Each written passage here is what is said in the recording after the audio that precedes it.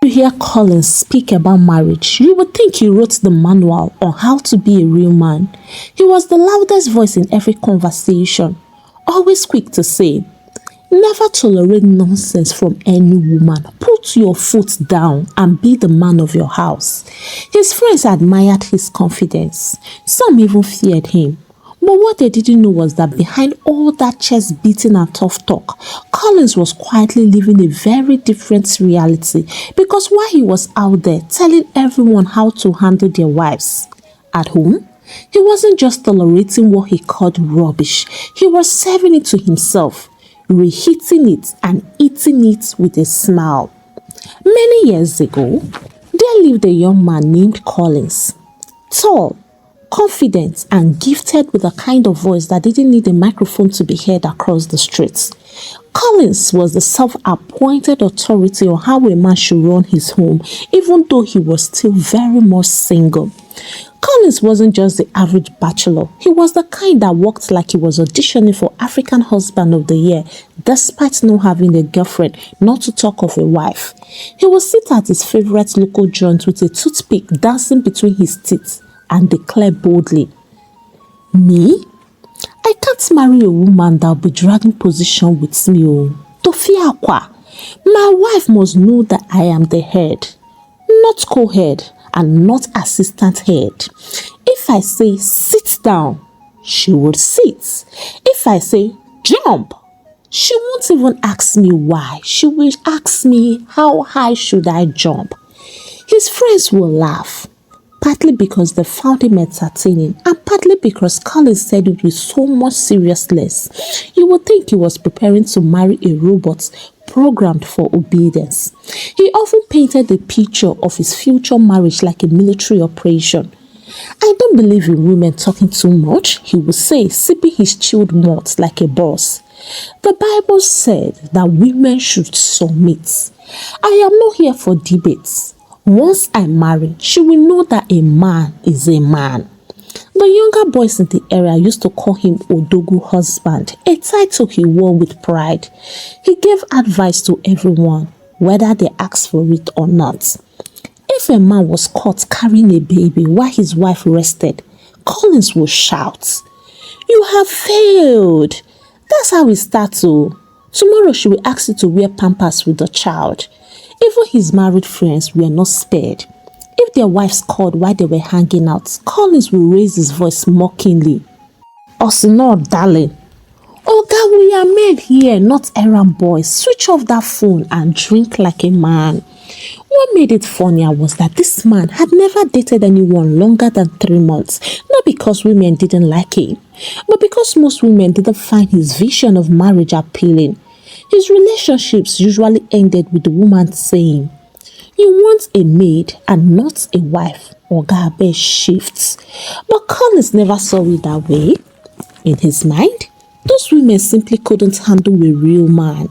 He believed his perfect wife was somewhere in the world waiting to be ruled. Someone quiet, submissive and ready to be led like a lamb to wherever he desired. But life, life. It had other plans for Collins, because as he continued building castles of control in the air, the universe was preparing a woman for him. Not just any woman, but one who will not only sit on her throne in his house. She will carry the remotes, hold the password to the Wi-Fi and still be very calm in dealing with him. But he didn't know that yet, because as far as Collins was concerned, his dream marriage was going to be sweet, silent and submissive. He was ready, or so he thought.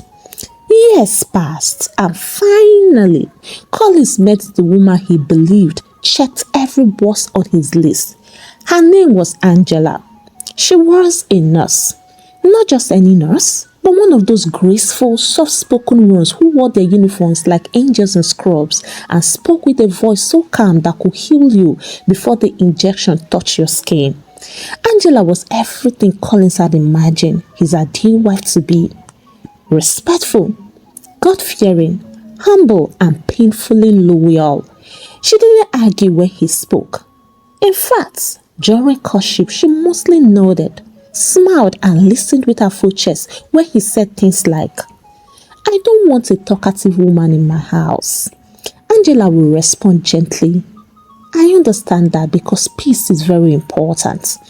When he said, "Once we marry, I don't want any stubbornness," oh, she smiled and replied, "Yes, sir. Submission is scriptural, and I agree to that."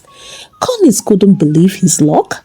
He thanked God for finally answering his prayers. Ah, this one is not just a wife, she's a divine helper. Look at how gentle she is. She showed her off to his friends like a trophy. You see her? This is what I've been talking about, not all these modern women that want to argue up and down. Angela didn't ask him for much. She cooked well, cleaned with joy, and treated even his friends with respect and greeted them cheerfully. In fact, Collins was so impressed that he married her in record time. No long engagement and no second thoughts, just one solid traditional marriage, a church wedding, and boom, Angela moved in and Collins began his reign. Or so he thought, because what Collins didn't know was that Angela's calmness wasn't foolishness, her silence wasn't weakness, and her loyalty, it had boundaries. Angela came from a home where her mother would always say, "There is nothing wrong with being gentle, but never you for once lose your voice. God made you a helper and not a doormat." She didn't argue with Collins, not because she didn't see the red flags, but because she believed that marriage will reveal the true colors of a man and time will test everything. So while Collins was beating his chest and saying, "This woman is too soft, I can mold her like clay," he had no idea that he had just married a velvet-coated volcano, soft on the surface, but not to be messed with. And so, with his head high and shoulders squared, Collins marched into marriage feeling like a king. But deep down in the quiet chambers of faith, life smiled mischievously and whispered, "Oh yeah, let the drama begin." One Saturday evening, as usual, Collins was at his favorite joint, Odogu's Corner. That place had witnessed more marriage advice than church premarital class. The small round plastic table was surrounded by Collins and his inner circle, men who were married, tired and quietly suffering in their own homes. As always, Collins sat like the chairman. His posture was relaxed, legs slightly apart and his cup half filled. He listened as his married friends took turns pouring out their frustrations. Tunde, who had been married for 2 years, spoke first. "I am beginning to think I married a co-tenant, not a wife," he said bitterly. "I provide everything. I paid the bills and I gave her money. If I don't help out with house chores, she won't cook. She will say she is tired. But you see her children? They must eat something, no.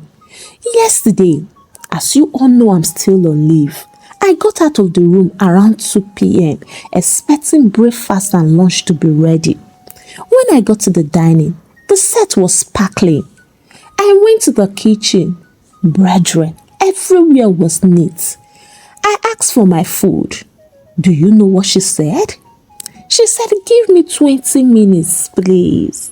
I have been taking care of the twins, sweeping, washing, and arranging the house." Just that. I asked her, "What have you been doing, madam, since morning?" And she repeated it like it was something heavy. Joseph, sitting quietly till now, leaned forward and added his voice. "Mine is worse. If I even try to complain, my wife will look me in the face and say, 'Then go and cook, because even me, I am hungry.'" They all burst out laughing, but it was the laughter of pain, the kind men share when the truth is too bitter to swallow dry. Joseph wasn't done. I told her one day, he continued, "Didn't our mothers do all these things without complaining?" And do you know what she said to me? The table went silent. She said, "Then you should have married your mother." Just like that. No remorse and no shame. A moment of silence passed. Then Tunde sighed and said, Sometimes I wonder if we married women or subtle tyrants. Collins, who had been listening with a smile, leaned forward like a professor in a classroom. This is the exact reason I always tell men. Don't tolerate nonsense from your wives. If you start doing house chores, you won't know when they will hand over the whole house to you. You have to set the tone early. Let them know who is in charge. The men nodded slowly, not because they agreed, but because Collins always sounded so sure of himself. And once again, Collins resumed his usual sermon on how a man should never let a woman control the home. After several of those evenings spent listening to his friends complain bitterly about their wives, something shifted in Collins. He became afraid. He wouldn't admit it out loud, but the stories began to get to him. Tunde's experience, Joseph's frustration, and all the quiet suffering they discussed over green bottles planted a seed in his mind. He promised himself that Angela would never become that kind of a wife and that she would not grow wings in his house, that he would clip them before they even thought of flapping. So gradually, he became a dictator. He began to talk to Angela like a child. His voice changed from gentle to commanding. No more please, no more explanation, just dry, direct instructions. Don't cook rice again this week. Do you want me to start hating it? You didn't iron my shirts. What have you been doing since morning? You bought mala fish again? Angela, always calm and composed, would respond softly. She tried not to react, hoping things would settle, but they didn't. Collins was changing, and not for the better. He started withholding money for food. Some mornings, he would dress up and leave the house without dropping a single naira, and if Angela asked later, he would shrug and say, "You are working, aren't you? A nurse for that matter. My friend, use your money." Angela would quietly use her money to cook, but no matter what she prepared, Collins would complain. One evening, she served him a hot plate of yam porridge with vegetables, Titus fish, and 2 cubes of meat. After staring at the plate, he looked up at her and said flatly, "Is this what you call meat? Are you feeding a cat?" Angela was silent. Another day, she served egusi soup with semo, but this time with 1 piece of meat because her salary had been delayed. Collins dropped the spoon halfway and said, "You can't even respect me enough to feed me well. What kind of a stingy woman can't meet for her husband?" Angela blamed back her hurt and returned to the kitchen. She didn't argue. She never shouted and she never insulted him. She simply adjusted again and again. But Collins took her silence for weakness. To him, he was simply being firm. He believed if he gave her too much room, she would grow bold and begin to disrespect him like the other wives he had heard about. So day after day, he tightened the grip, treating her less like a partner and more like someone who needed to be controlled. But what Collins didn't know was that Angela saw everything. She heard every word and she felt every insult. She was quietly taking notes, not to fight back, but to remember what love was never meant to look like. Over time, Collins moved from controlling to downright cruel. The man who once proudly said he would never tolerate nonsense from a woman had turned into a version of himself even his own mother wouldn't recognize. He began doing things no reasonable man should ever do to his wife. He would eat food and without warning fling the plate to the side and say, "Nurse indeed. You are lucky you are not treating patients with this tasteless cooking. They would have died faster." Sometimes he would invite his friends over and deliberately embarrass her in their presence.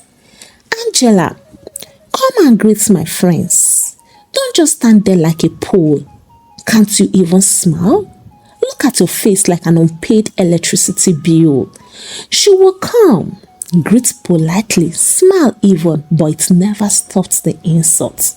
On one occasion, she returned from a night shift, exhausted and aching from standing for hours in the hospital.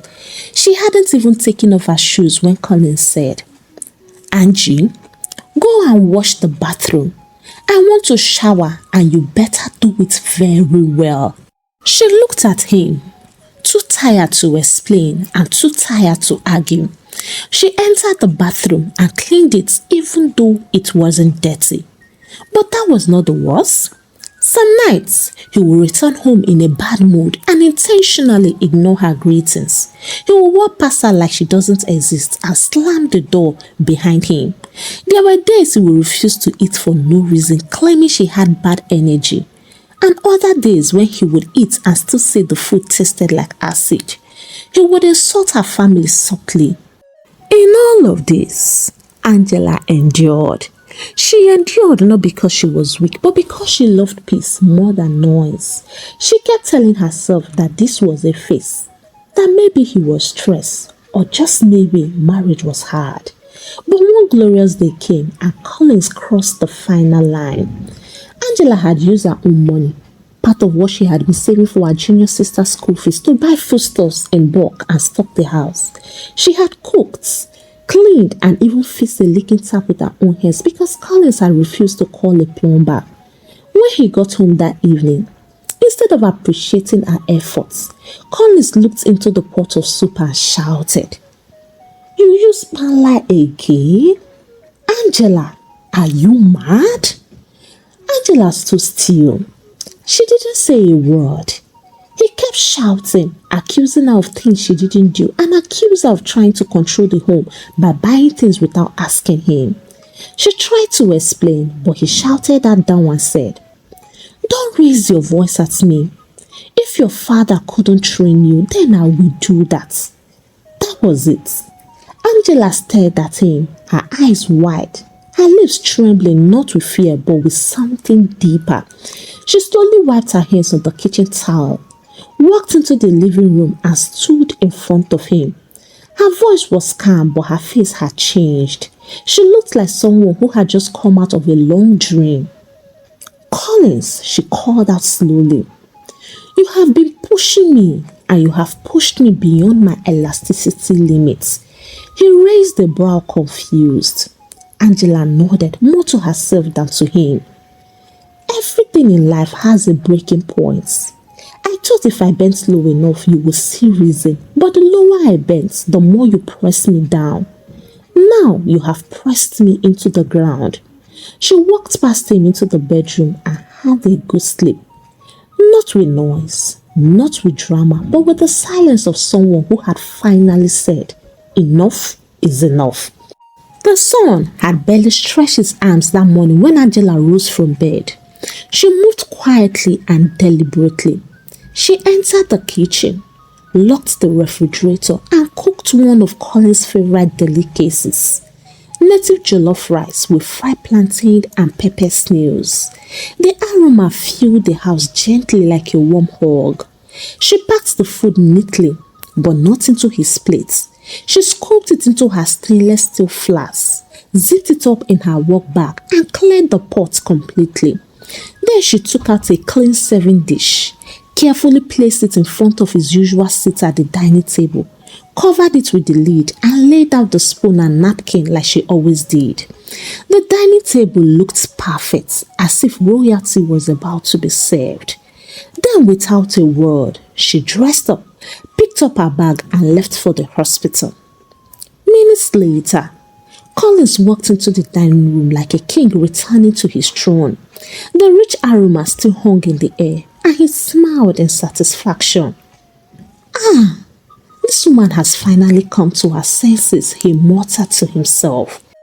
He rubbed his hands together, sat down, adjusted his chair and lifted the dish cover with the excitement of a child opening a gift box.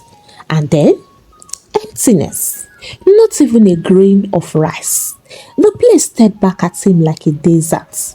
For a few seconds, he blinked, thinking maybe the food fell inside the dish and hid itself. He even turned the plate a little. That was when the truth hit him. Angela had cooked, but not for him. His face darkened immediately. "Angela! Angela!" he called out, but the house was empty. He picked up his phone, his fingers shaking in disbelief, and dialed her number. She answered on the second ring, her voice calm, respectful, and even gentle as usual. "Hello, Collins." He didn't greet. "Angela, what kind of foolish prank is this? You cooked and you didn't serve me? Are you normal at all? Was this how your mother raised you? Why would you do such a thing?" Then Angela replied, still calmly, "If you are shouting and not ready to speak like an adult in a civil manner, you may as well call back later." And before he could release his next insult, she dropped the call. He stared at his phone in disbelief. He called again. No answer. He sent a message. No reply. He called 2 more times before she switched off her phone. Angela didn't return his call. She wasn't rude. She wasn't loud. She didn't insult him. She simply went quiet, the kind of silence that makes even thunder nervous. And for the first time since their wedding, Collins was forced to sit down, hungry, confused and shaking, staring at an empty plate on a fully set table, finally began to understand what emptiness truly meant. When he heard her key at the door that evening, he stood up with the rage of a lion pacing for prey. Angela entered, cool and collected, her scrub still on, holding her bag and lunch flask. She barely looked at him. She walked in, dropped her bag gently by the couch and turned towards the bedroom. Collins snapped. "So you have the guts to come back here after ignoring me? Angela, are you high?" He charged toward her like a leopard, but Angela had seen it coming. In one swift motion, she stepped aside and he missed. He stumbled forward a bit, then turned, surprised that she dodged him so quickly and even more shocked at how calm her face remained. Then, when she turned to him slowly, her eyes locked on his, her voice low but razor sharp. "Don't try that again, Collins. Don't ever try that again." His coat still panting. "Or what will happen?" Angela moved forward gently and folded her hands. "You see, that's the problem with men like you. You think silence is weakness. You think gentleness is stupidity. You have insulted me, controlled me, shouted at me like a housemaid, and I took it all, not because I didn't know how to fight, but because I believed love was patience, and I believed loyalty was a virtue." Her tone shifted. It wasn't yelling, it wasn't crying, it was controlled like a volcano under tight management. But what you fail to realize, Collins, is that a good person can become bad, and a bad person can also become good. People evolve, and if you keep pushing a calm person like me, you won't meet the same version you married. Collins opened his mouth, but no words came out. Angela stepped closer, her eyes unwavering. "Since you don't like a loyal and a calm wife, good. That particular woman, I have buried her and she is gone. May she rest in peace." She turned, opened her wardrobe, pulled out a new wrapper and began to undress casually. Then as she tied it around her waist, she said without even looking at him, "Now, let the new era begin." Colin stood frozen by the door. For the first time since they got married, he wasn't the one in control of the room. And for the first time, he felt fear. I mean, real fear. From that evening, Angela declared the beginning of a new era. Something in her shifted permanently. She didn't change into a noisy woman, and she didn't become disrespectful. She simply became unshakable, and Collins met it. Now, if he raised his voice at her, Angela didn't flinch and she wouldn't beg. Instead, with a calm face and a sharp tone enough to cut granite, she would say, "I didn't force you to marry me, Collins. You chased me. I had a life before you. I wasn't jobless or useless, so if you cannot speak to me as a wife, then kindly remain quiet. And then she would turn back to whatever she was doing with no further discussion. There were days Collins would deliberately refuse to drop money for food. Angela would check his wallet and know very well that he had enough. In the old days, she would use her salary, squeeze things together and cook. But now, Angela will order a full meal. Jollof rice, grilled chicken, and probably moths. She will eat on the dining table with a smile, clean her mouth gently, pack the empty plates and go to bed. Not even a word of complaints. She would even tell him sweetly before going to bed, "There is no food in the kitchen, sir. You didn't provide and I don't farm." Then she would sleep soundly while Collins grumbled and chewed dry garri with air. But the day everything shifted beyond his control was the day he tried to seize her phone over a small misunderstanding. It was nothing serious. It was just a forwarded message from a male colleague. Angela had even explained, but Collins, still stuck in his pride, snatched her phone and backed. "Until I finished going through this phone, you are not getting it back." Angela didn't argue. She simply sat down, looked him in the eye and said nothing. The next morning, she took his phone, tucked it into her bag and went to work. By 8:15 a.m., Collins stormed into the hospital sweating and panicking. His eyes scanned the corridor until he found her at the nurse's station. "Angela, give me my phone. Are you okay?" Angela looked up calmly, her hands still on the file she was updating.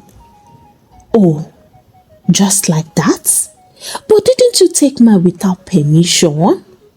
"Don't worry, sir. It is safe in my locker. I haven't even touched it." "Angela! Angela! I am warning you," he said and dropped her phone.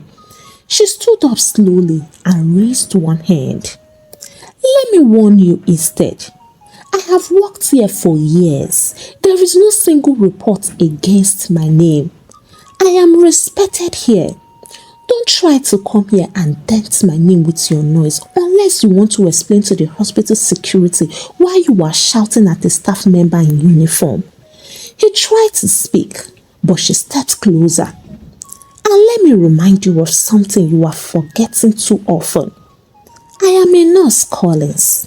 I have versatile knowledge. I know what to give, what to withhold, and what makes a person collapse without a trace." She wasn't smiling. "So if you value your name, your health, and your peace, act accordingly. Don't play stupid games in public because you will not like how it ends." Collins froze. A cold shiver passed through his body and he took a small step backward. Angela picked up his phone from her drawer, wiped it clean with a tissue like it was a hospital instrument and handed it to him. He took it with a trembling hand and left the hospital without a word. From that day on, Collins never touched her phone again because now he knew that this woman had changed and she meant it. Despite everything that was happening at home, the silence, the boldness and the psychological slaps Angela was now giving him with calmness, Collins still had the mouth to brag. Oh yes, he still went to the same drinking joints. He still walked in like he owned the land it was built on, and he would arrive wearing his sunshades even if there was no sun, greeting people like a landlord doing community inspection. His friends, Tunde, Joseph and the rest would be seated already, tired from work and frustrated from home. They were there to offload real problems. But not Collins. He came to lie. He would sit down, cross one leg like a judge, pour himself a drink and say with full confidence, "Me? I can't take nonsense from any woman, no. Not yesterday, not today, and not even tomorrow. Angela knows who she married. I am not those men who beg because of small shouting. My house, my rules. You see, once a woman smells weakness, she will finish you. He took a gulp from his glass like someone sealing a deal with his ancestors. I told her, this marriage will run on my terms or it won't run at all. Tunde coughed and almost got choked, but Collins ignored him. He leaned forward and said loudly, some of you, the problem you have is that your wives have remote control. You see, in my house, I am the one holding the remotes. I am the one holding the battery, and I'm still the one holding the sockets. If Angela misbehaves, I handle it immediately, as simple as ABC. He was bragging on an empty throne. Loud outside, but walking on eggshells inside. And the only person who didn't believe his lies was he himself. Determined to maintain his facade, Collins decided to host his friends at home one evening without informing Angela. He imagined the grand moments, his bodies marveling at his well-run household and him once again holding court as the undisputed head of the house. As they came in, the living room was spotlessly arranged. Angela was home as she was on night shift that week. She was quiet in the bedroom, wondering what was going on. Collins strode into the bedroom, cleared his throat and announced with forced cheer, Angela, my friends are here. Stand up immediately and prepare fried rice and fresh juice. I need to entertain them properly. He leaned against the door frame, expecting her to jump up, but Angela remained seated, calm as ever. She lowered her voice, smiled politely and asked clearly, with whose morning? Well, that aside, Collins, I am your wife and not your house help. If you wish to entertain your friends, there is nothing bad about it, but we have to discuss it together. You did not tell me that they were coming, so I will not pretend. I am not prepared to serve at short notice. Collins' jaw dropped. He slammed the door behind him and stormed out to the living room. His friends, Tunde, Joseph and the others, were already seated. They watched Collins march back into the bedroom only to re-emerge looking both furious and embarrassed. Tunde cleared his throat and burst out laughing. Collins, the authoritative man, I hear you, sir. It is obvious we are all in the same boat. Joseph said mockingly, my brother, the real controller here is your wife. Oh. We have always said it. Women run these homes. If you want peace and respect, maybe check the ultimate marriage manual. He tapped a copy of the Bible on the table. He turned to his other friends. Let's go home and follow God's design for marriage, not mere mortal words. Remember, Ephesians says husbands must love as Christ loves the church and wives must submit. But let's be real and put ourselves in these women's shoes. Can we submit to people who don't love us and people who have shown us in several ways that they are not to be trusted? Let us all go back to the drawing board, follow God's word and enjoy marriage and its entirety. Just like that, his friends rose and left, leaving Collins standing alone in his perfectly arranged living room. Weeks passed and Collins had grown quieter, not because Angela was forcing silence on him, but because he was battling something heavier. The truth. He started observing his wife more carefully. He noticed how she never spoke carelessly, how she gave even her own silence dignity, how she worked long hours at the hospital yet came home without bitterness, how she never called him foolish even though he had acted it on several occasions. And so, the once proud head of the house began to soften. One Saturday, he met his old gang again at Udogu's corner. They welcomed him with grins and raised bottles, happy to see him. Tunde, ever the clown, chuckled and nudged him. Collins, the no-nonsense tolerating man. Everyone laughed, but Collins didn't. Instead, he stood up slowly, brushed invisible dust from his trousers and with without a word, walked out of the joint. His friends were shocked. That day, for the first time in his life, he didn't go home with noise. He went home with understanding.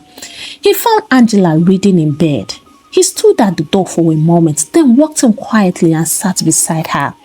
She glanced at him.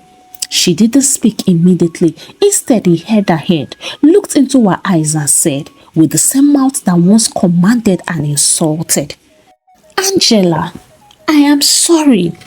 I am truly sorry. I thought marriage was a place to prove that I am a man, but I've come to realize that a real man doesn't prove anything.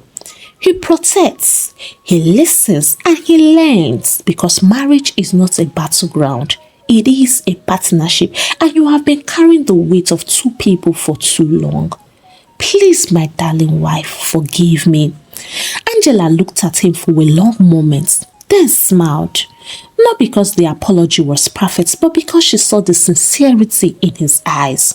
She closed her book, took his hand and said, "I have forgiven you, and now we can build together." From that day, Collins changed, not to become weak, but to become wise. He stopped trying to dominate the home and started cultivating it. He listened, he discussed, and he planned with her, not for her. They started doing things as a team, cooking together on Sundays, laughing over chores, praying as partners, and the house, once full of tension, became a haven of peace. Collins didn't need to shout anymore, because in the end, he gained what many men lose in the name of pride. He didn't just become a better husband, he became a better man. And Angela, she finally found what she had been given from the beginning: respect, love, and peace. Most importantly, she didn't lose herself. She found her voice, and she still kept her crown. Hey, African Tales by Kama Tribe, how are you all doing? For me, I am doing just fine. Tell me, did you enjoy the story? If yes, let me get to read from you in the comments, and please don't forget to add what you think about the space. Before I leave today, I would like to say this. You all will agree with me that there is a powerful truth buried inside the story, and it is one many couples overlook. Marriage is not a battlefield. It is not a throne for one and slavery for the other. It is a partnership. When marriage becomes a contest, nobody wins. But when it becomes a partnership, the both partners thrive. Too often, people enter marriage with the wrong mindset, especially some men who were wrongly raised to believe that control equals respect, or that being feared is the same as being honored. But here is what life teaches us. A woman's silence is not always peace. A calm partner can become a storm when constantly disrespected, and no one, man or woman, was created to be walked over. Collins thought being a man meant backing others, but in the end, he lost respect and peace in the name of pride until reality slapped him into growth. To all men and women watching this, if you are married, remember that you are not a commander and your spouse is not your recruit. Partnership means discussion before decision, respect before expectation, and love before leadership. You cannot lead what you don't listen to. Marriage will not work on ego. It works on mutual honor, communication, and understanding. Also, to those friends who give advice that only breaks home, be wise. Marriage is not copy and paste. What works in one home may not work in another. Follow God's manual. That is the word of God, not gossip or battle conversations. So whether you are married, engaged, or planning to be, build with the wisdom of God and not what you just picked from anywhere. On this note, I sign out from today's story, and it is my prayer that the good Lord keeps helping all of us in every area in Jesus' name. Please give the story a thumbs up. If you have not subscribed to this channel, how about now? Click on that subscribe button and join the Karma Tribe. And please don't get tired of sharing my stories. If you enjoy what Karma is doing on this channel and you wish to support me, kindly use the link on my bio or the link on the description of this video to buy me coffee. You can as well buy me a super thanks and I will really appreciate it. Until I bring another exciting story your way, it's a goodbye from here and God bless you.